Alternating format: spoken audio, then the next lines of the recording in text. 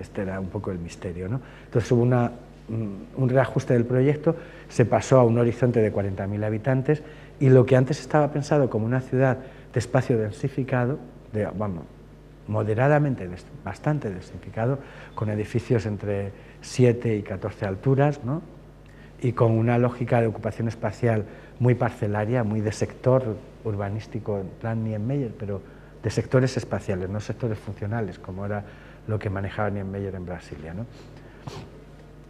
Con grandes ejes y en el medio parcelas que eran en las cuales convivían edificios que formaban un sector.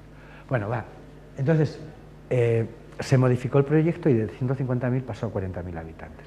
Y la segunda fase del desarrollo del Actur de Tres Cantos, si vosotros tenéis ocasión de ir a Tres Cantos, veréis que es una ciudad esquizoide, ¿no?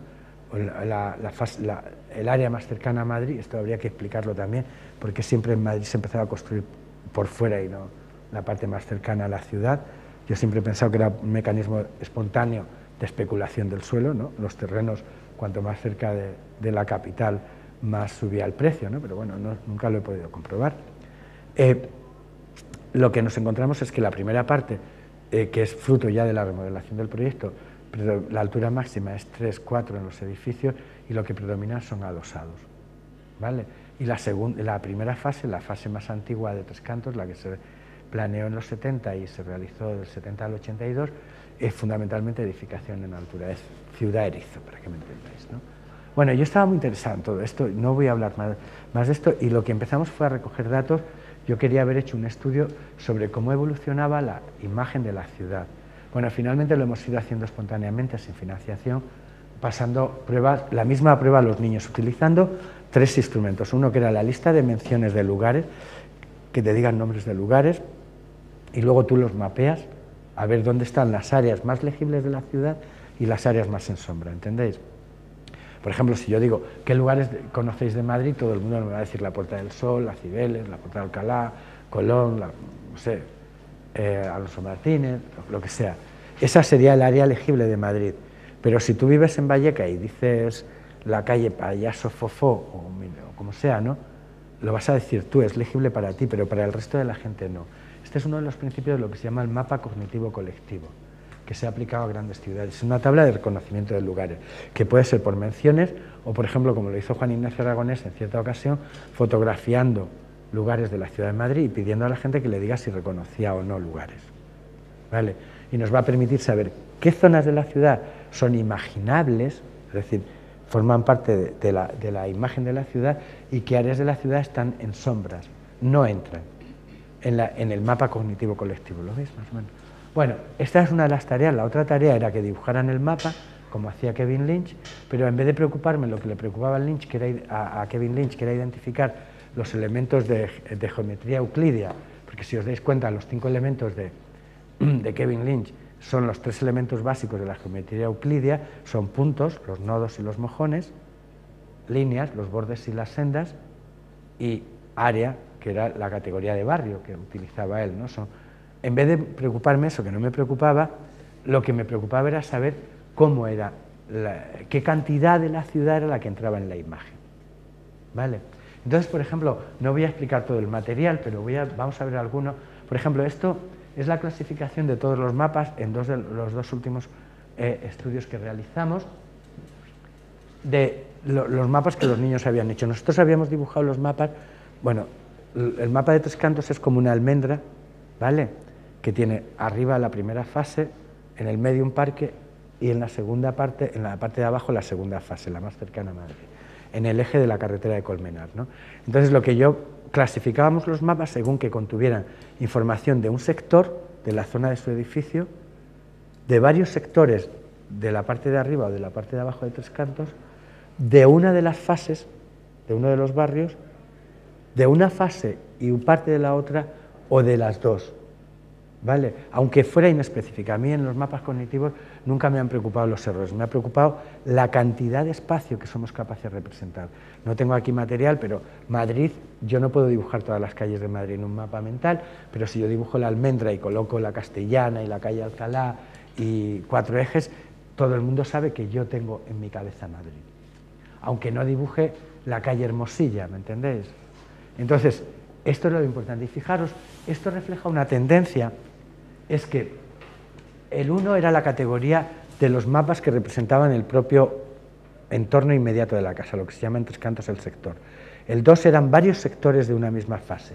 El 3 era una fase, uno de los barrios de Tres Cantos, el 4 era una fase y parte de la otra, y el 5 era una imagen global de la ciudad. Estos niños eran de 14 años, ya se movían autónomamente por la ciudad en bici y todo esto, ¿no? Fijaros la tendencia egocéntrica a representar la ciudad. La mayor parte de los mapas dibujados son de la categoría en la que se incluye la casa y el sector de la casa y como mucho algunos sectores del barrio donde se vive.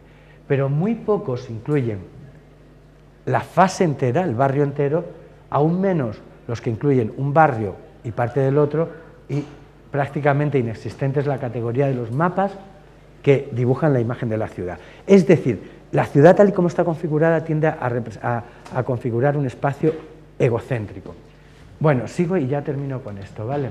Aquí vemos ejemplos. Fijaros, este es un mapa del primer estudio que hicimos, es de la primera fase. Es un mapa muy preciso, aunque insisto, no me preocupan los errores. Si alguno de vosotros conoce, Tres Cantos está en la entrada sur de la segunda fase y el chaval dibuja los viarios, empieza primera glorieta, segunda glorieta, tercera glorieta, cuarta glorieta, quinta glorieta, con etiquetas como chales adosados, pisos, obras, chales adosados muy raros son obras, pisos en obras. Bueno, ¿os hacéis una idea? Un verdadero delirio. Este es un mapa 5 años después de la misma zona. Ahí está deslateralizado, ¿vale? Habría que entrar por aquí, ¿vale? Esto tenía que estar así cambiado, bueno, trasladarlo mentalmente. Aquí sigue la misma tendencia, pero ya hay un manejo mayor de iconos y de símbolos. El sector Planetas es un nombre, el colegio Aldeabarán, el colegio Enriquetino Galván, el sector Embarcaciones, donde vivo, islas. El mapa sigue siendo igualmente egocéntrico, no sé si os dais cuenta, pero ya se manejan muchos más símbolos. ¿Cuál es la pregunta que se le hace a ellos? Se veía en el hoja anterior, dibujan esta hoja el mapa de Tres Cantos, con el que a un niño que tú le vas a invitar y le vas a escribir una carta, le explicarías cómo es la ciudad en la que vives, poniendo el nombre de los distintos sitios que hay. Y pone los dos, y incluso en los estudios que hemos hecho con posterioridad también ocurre lo mismo. Hay una tendencia a representar egocéntricamente la ciudad, mientras que niños de la misma edad en Madrid te dibujan el globo de Madrid entero y te dibujan los dos estadios según las afinidades. Es muy frecuente, ¿no?, la aparición como mojones del Bernabéu y del Vicente Calderón, y el eje de la Castellana, bueno, lo deforman todo, el Prado le colocan al lado de la Plaza Mayor, no importa, eso no importan los errores, lo que importa es que hay una concepción total del espacio, cosa que aquí no hay, ¿vale? Y cuando intentamos explicar por qué ocurre esto, yo les pedía en una tercera tarea que hicieran una redacción, ¿no? Y ya de verdad que termino con esto, ¿no? Esta redacción intentaba explicar cómo es, dime cómo es y cómo te gustaría que fuera la ciudad de Tres Cantos, porque no sabíamos muy bien lo que íbamos a utilizar. Entonces, veis en azul, en rojo, veis distintas categorías de lo que nosotros llamamos el análisis de contenido, analizamos los contenidos. Pero aquí quiero llamar la atención sobre el dibujo. Este es un dibujo del primer estudio que hicimos. A mí me llamó mucho la atención porque refleja mucho la plástica de la primera fase. Este dibujo que veis aquí, ¿lo veis? Con árboles y con bloques, ¿no? ¿Lo veis o no? Y entonces a mí me llama mucho la atención que estuviera esta torre neogótica aquí a la entrada, ¿no? Y dije, bueno, es la iglesia, pero no, porque da la casualidad de que la niña esta ya había dibujado la iglesia aquí, ¿entendéis? Creo yo. Entonces, ¿qué es lo que está intentando indicar? Lo que está intentando expresar es que el espacio necesita emblemas, símbolos, algo diferente, que marque, que le permita extender su identidad al espacio y hacer del espacio un patrón de su identidad. ¿Se ve? Todavía lo ratificamos más en algunas otras redacciones, no os voy a entrar. Bueno, en las descripciones de la ciudad hay un efecto, no es que yo esté seducido por Bambi y por Disney, pero es que me viene muy bien esta categoría, un efecto que llamamos el Disney, ¿no?, que es el efecto fantasioso, en el sentido que lo da García Márquez, ¿no?, la fantasía como un elemento de ensoñación que no tiene nada que ver con la realidad, ¿no?